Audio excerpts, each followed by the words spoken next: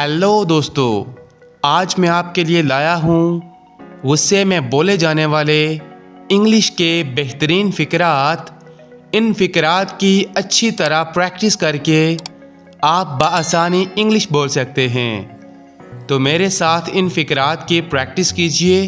तो चलिए स्टार्ट करते हैं आज का लेसन। ज़बान संभाल कर बात करो। माइंड योर लैंग्वेज, यानी जब आप बहुत ज़्यादा गुस्से में होते हैं तो आप कहते हैं ज़बान संभाल कर बात करो। तो हम इंग्लिश में बोलेंगे माइंड योर लैंग्वेज। वो शदीद गुस्से में है। ही is furious. He is furious. Furious का मतलब होता है बहुत ज़्यादा शदीद गुस्सा करना। तो हम इसके लिए इंग्लिश का वर्ड यूज़ करेंगे फ्यूरियस। He is furious. दिमाग की दही मत करो। Don't mess with my mind, यानी जब आप बहुत ज़्यादा गुस्से में होते हैं तो आप किसी को कहते हैं मेरे दिमाग की दही मत करो। तो आप इंग्लिश में बोलेंगे don't mess with my mind. इतनी हिम्मत तुम्हारी, हाउ डेयर यू। इतनी हिम्मत तुम्हारी, हाउ डेयर यू। अपनी हद में रहो।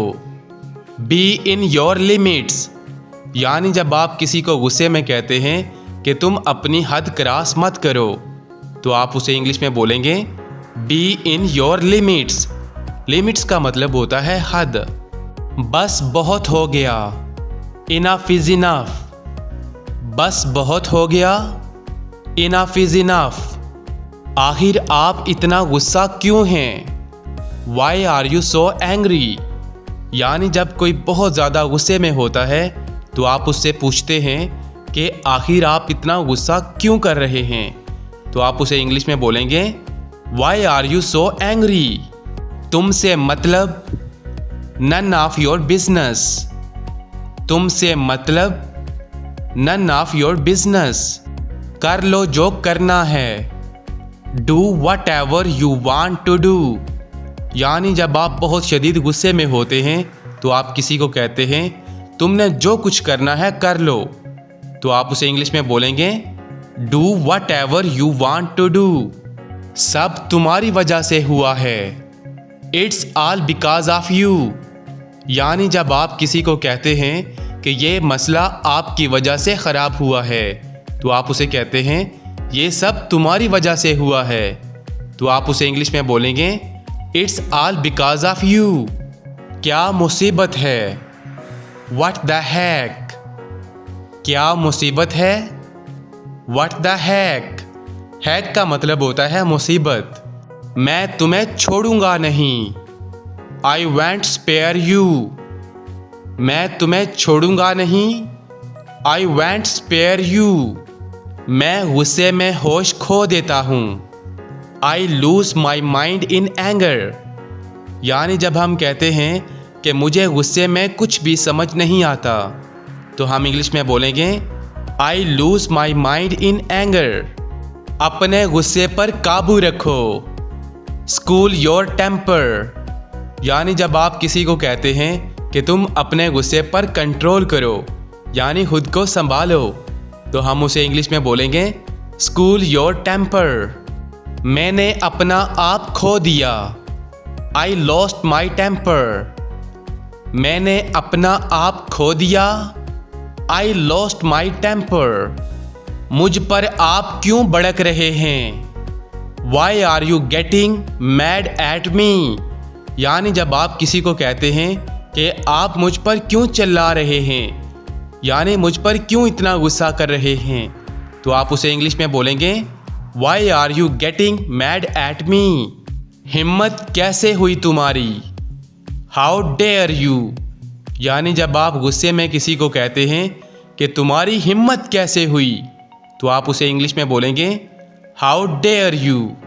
जो भी हो, वट एवर। जो भी हो, वट एवर। लिख लो मेरी बात। मार्क माई वर्ड्स, यानी जब आप किसी को कहते हैं कि मेरी बात नोट कर लो तो आप उसे इंग्लिश में बोलेंगे मार्क माई वर्ड्स। अपनी औकात में रहो। बी इन योर लिमिट्स, यानी जब आप किसी को गुस्से में कहते हैं कि तुम अपनी औकात में रहो, अपनी हद में रहो, तो आप उसे इंग्लिश में बोलेंगे बी इन योर लिमिट्स। मेरा कोई लेना देना नहीं है उससे। I have nothing to do with this. I have nothing to do with this. तुम गलत बंदे से पंगा ले रहे हो। You are messing with a wrong person. यानी जब आप किसी को कहते हैं कि तुम बहुत गलत बंदे से पंगा ले रहे हो, तो आप उसे इंग्लिश में बोलेंगे you are messing with a wrong person. तुम जानते नहीं मैं कौन हूँ। You have no idea who I am. यानी जब आप गुस्से में किसी को कहते हैं कि तुम मुझे जानते नहीं, तो आप उसे इंग्लिश में बोलेंगे you have no idea who I am. आखिर तुम हो क्या?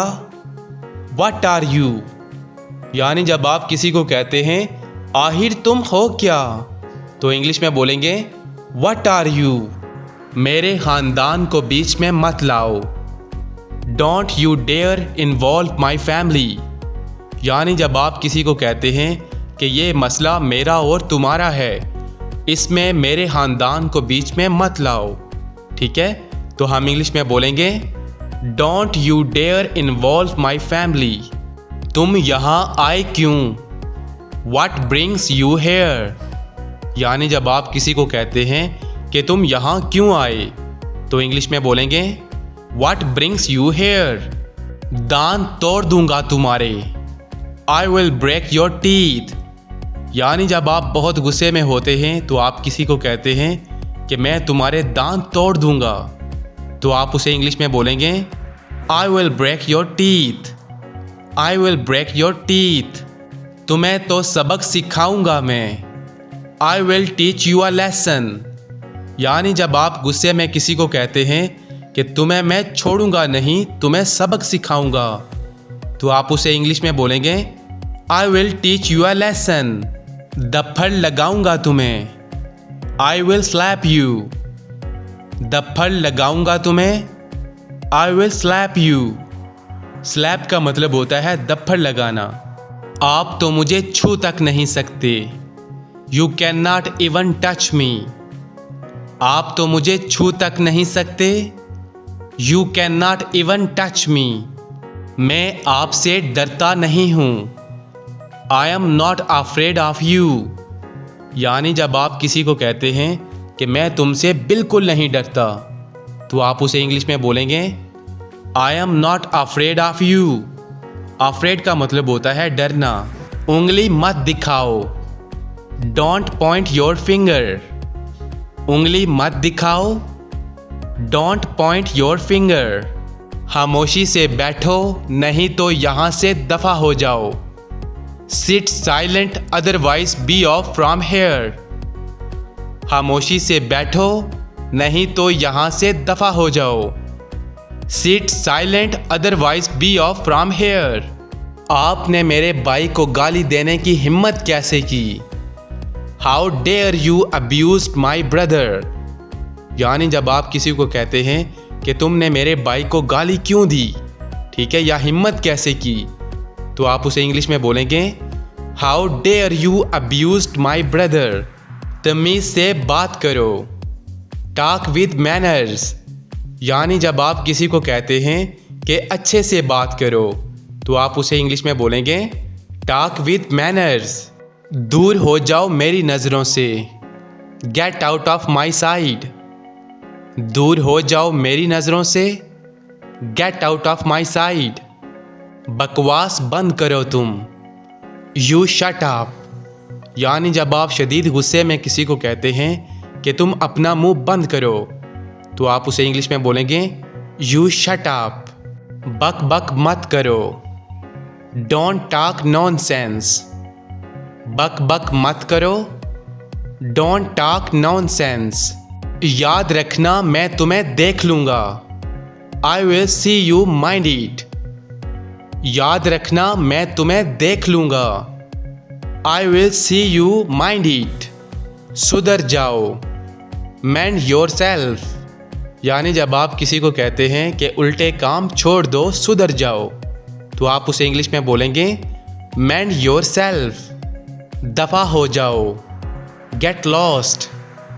दफ़ा हो जाओ, गेट लॉस्ट। शर्म करो, शैम ऑन यू।